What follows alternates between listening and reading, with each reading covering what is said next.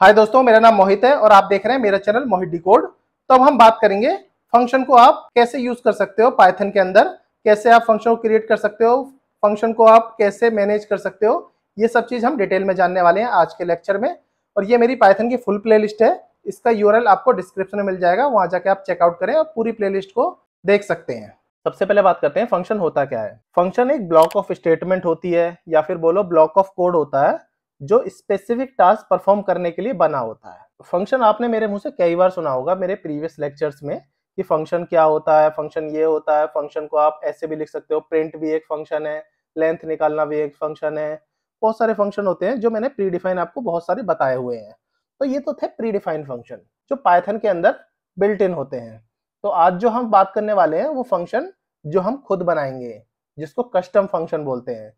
ऐसे फंक्शन जो आप खुद बनाते हो, ना कि पाइथन खुद प्रोवाइड करता है। बिल्ट इन फंक्शन के बारे में तो धीरे धीरे हम पढ़ते रहेंगे, जैसे जैसे लेक्चर आगे बढ़ते रहेंगे बिल्ट इन फंक्शन के बारे में आपको मैं बताता रहा करूंगा। आज जो मैं पढ़ाने वाला हूँ ये यूजर डिफाइंड फंक्शन है। यूजर डिफाइंड फंक्शन मतलब कि यूजर इसको खुद क्रिएट करता है।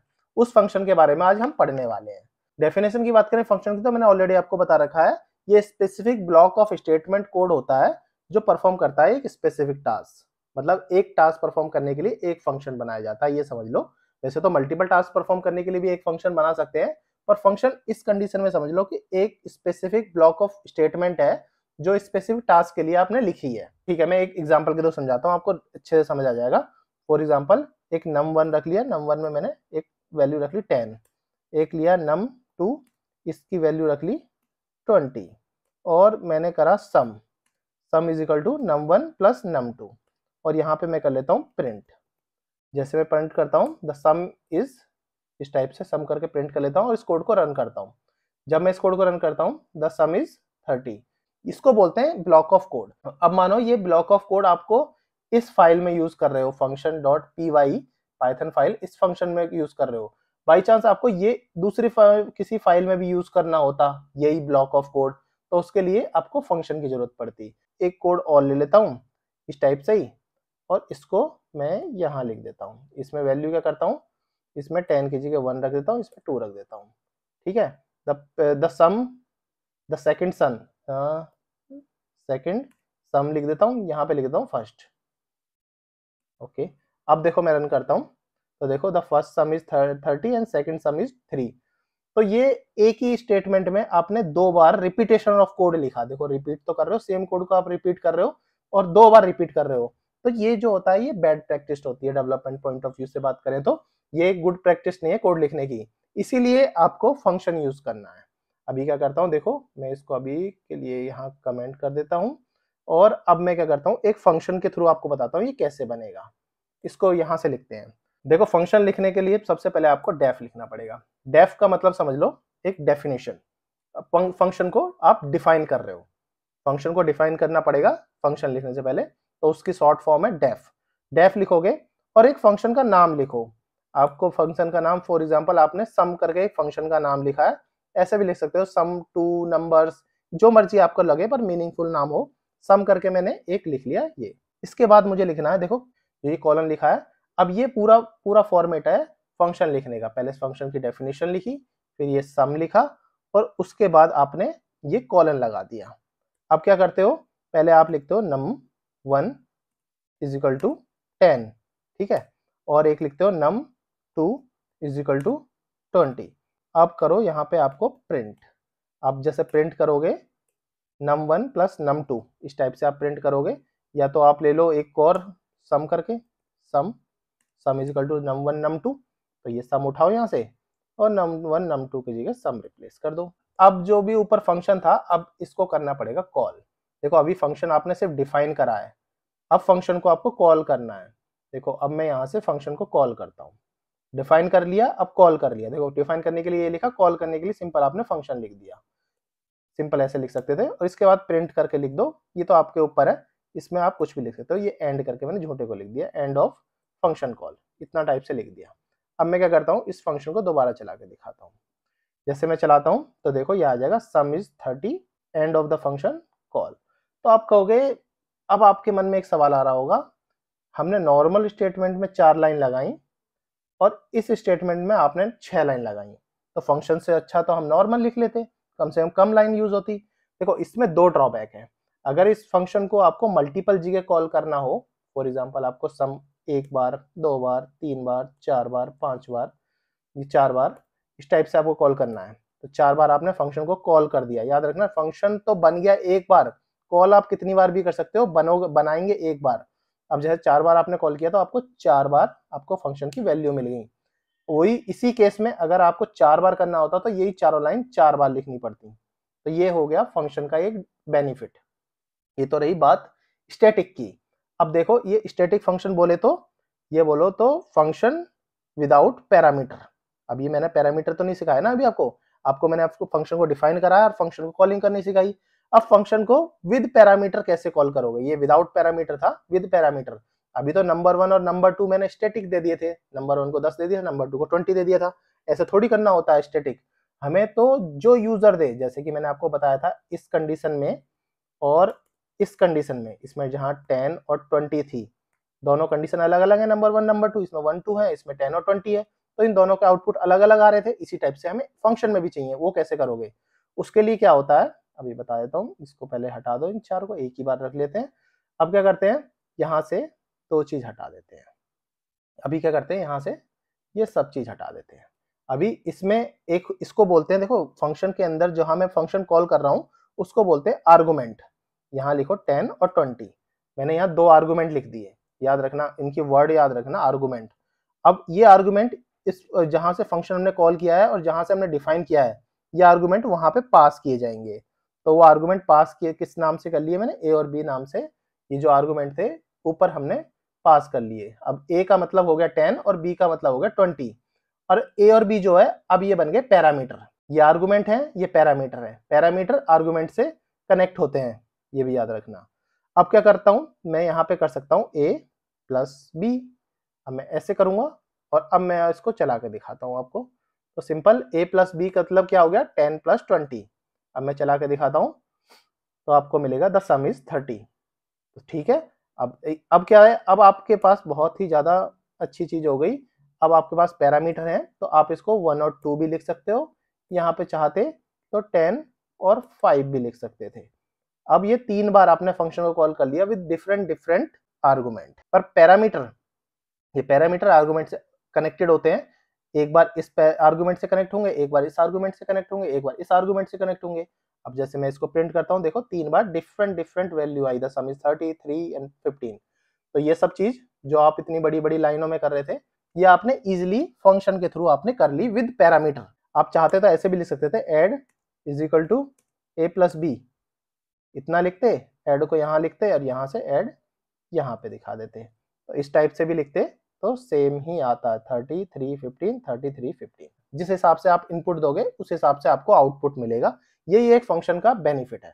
अब मैं दिखाता हूँ, देखो फंक्शन आपने सीख तो लिया, फंक्शन में एक रिटर्न वैल्यू भी होती है, ये आपको बहुत समझने की जरूरत है, रिटर्न वैल्यू क्या होती है। अभी क्या करता हूँ, मैं सबको करके हटा देता हूँ।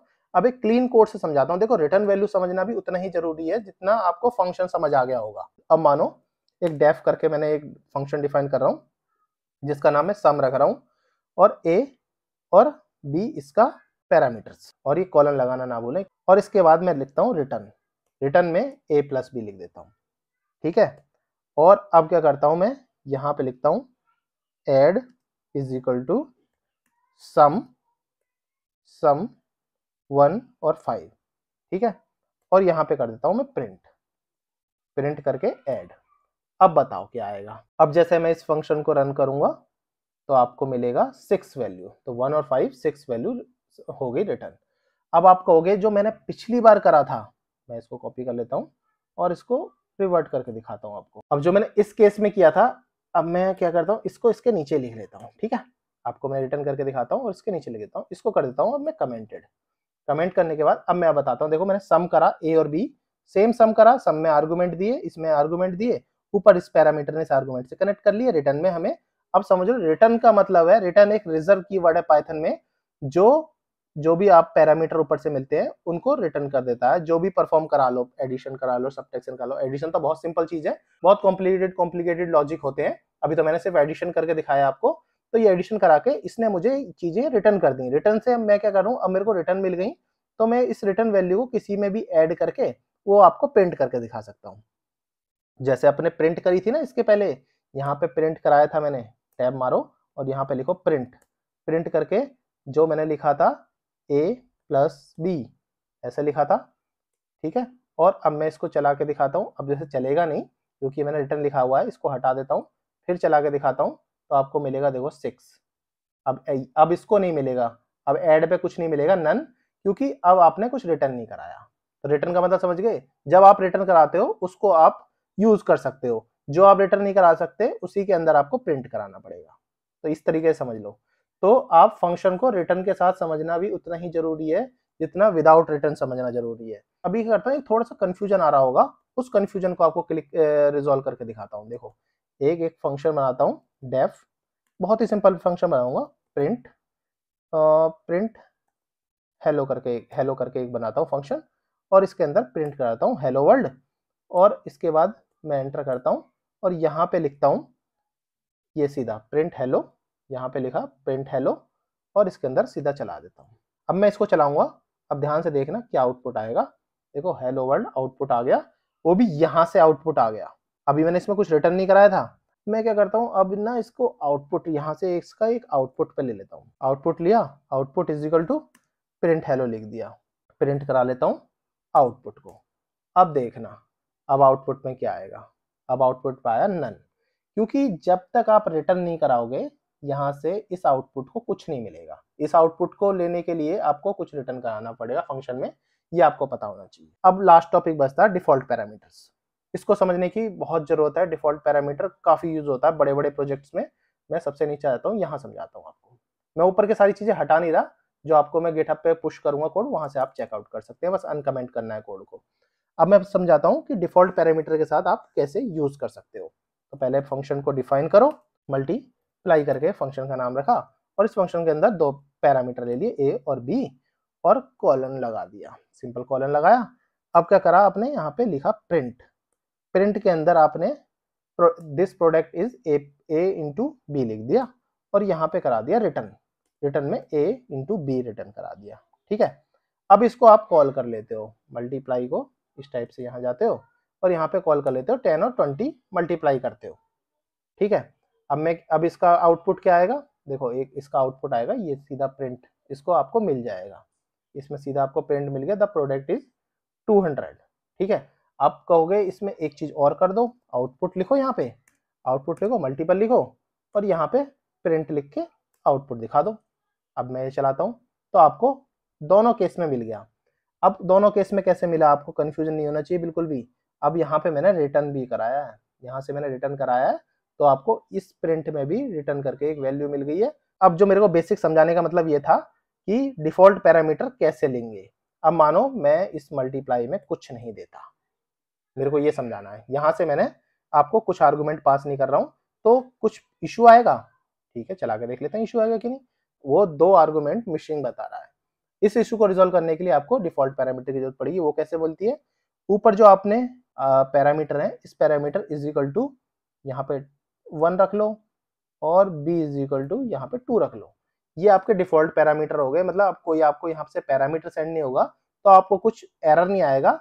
जो बाय डिफॉल्ट पैरामीटर है, बाय डिफॉल्ट पैरामीटर की जो वैल्यू है वो आपको प्रिंट हो जाएगी। ये देखो द प्रोडक्ट इज 2। आप कहोगे अगर ये बाय डिफॉल्ट हो जाएगी तो मैं नीचे से कुछ भेजूंगा 10 और 20, तो क्या होगा, जब आप 10 और 20 भेजोगे तो ये ओवरराइड हो जाएगी, ए की वैल्यू 10 हो जाएगी, बी की वैल्यू 20 हो जाएगी ऑटोमेटिक। ये जब चलेंगे a is equal to 1, b is equal to 2, जब नीचे से कोई आर्गुमेंट नहीं भेज रहा होगा। चला के देख लेते हैं, देखो 200, द प्रोडक्ट इज 200।